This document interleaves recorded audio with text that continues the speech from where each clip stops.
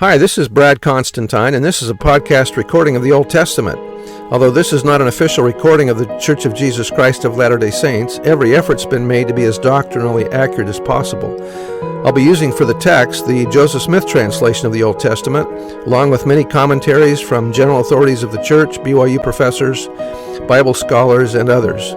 This format will be very detailed, and so if you want a deep analysis of the Old Testament, you come to the right place. Thanks for your attendance.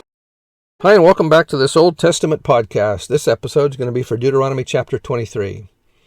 And this is the blessing wherewith Moses, the man of God, blessed the children of Israel before his death. And he said, The Lord came from Sinai, and rose up from Seir unto them. He shined forth from Mount Paran, and he came with 10,000s of saints. From his right hand went a fiery law for them.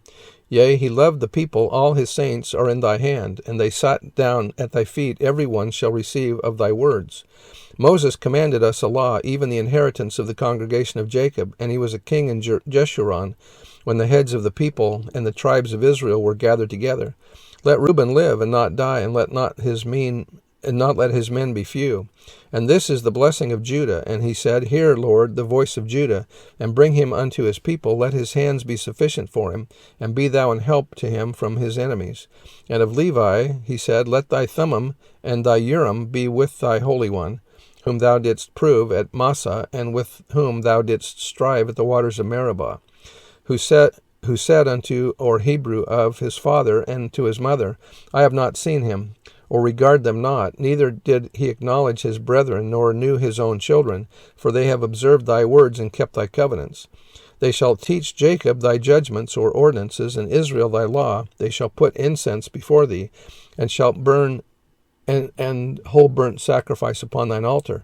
Bless, Lord, his substance, and accept the work of his hands. Smite through the loins of them that rise against him, and of them that hate him, that they rise not again. And of Benjamin he said, The beloved of the Lord shall dwell in safety by him, and the Lord shall cover him all the day long, and he shall dwell between his shoulders.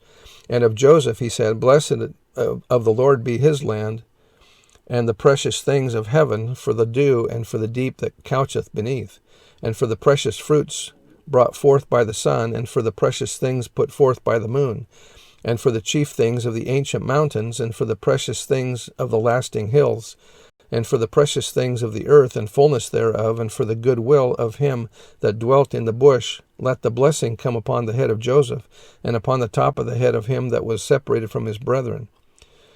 His glory is like the firstling of his bullock, and his horns are like the horns of unicorns, the wild ox. With them he shall push the people together to the ends of the earth, and they are the 10,000s of Ephraim, and they are the thousands of Manasseh. Joseph's posterity will assist in gathering the rest of the tribes of Israel. All will come to Ephraim for their temple blessings. So you can see here that Ephraim again has the birthright blessing that was given by Israel to Joseph's grandson, I guess, Ephraim.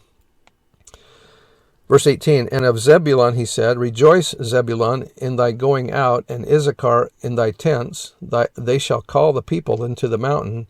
There they shall offer sacrifices of righteousness, for they shall suck of the abundance of the seas, and of treasures hid in the sand.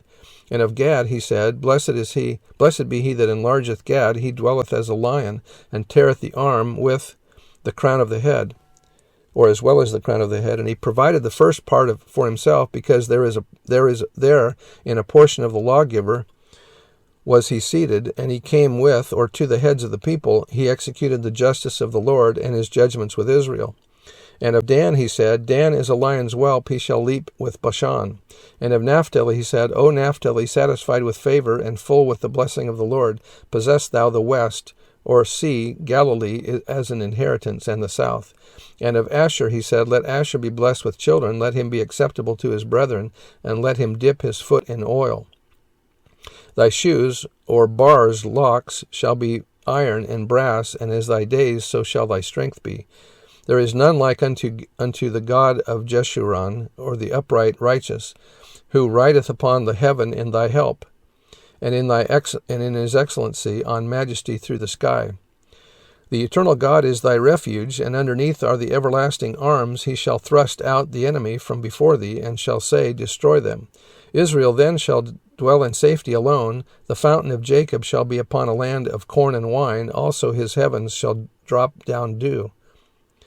Happy art thou, O Israel, who is like unto thee, O people saved by the Lord, the shield of thy help, and who is the sword of thy excellency, or victory, or triumph. And thine enemies shall be found liars, or diminished before unto thee. And thou shalt tread upon their high places. Notice that Simeon isn't mentioned. I wonder why. Anyway, that's the end of chapter 33. We'll see you next time. Bye.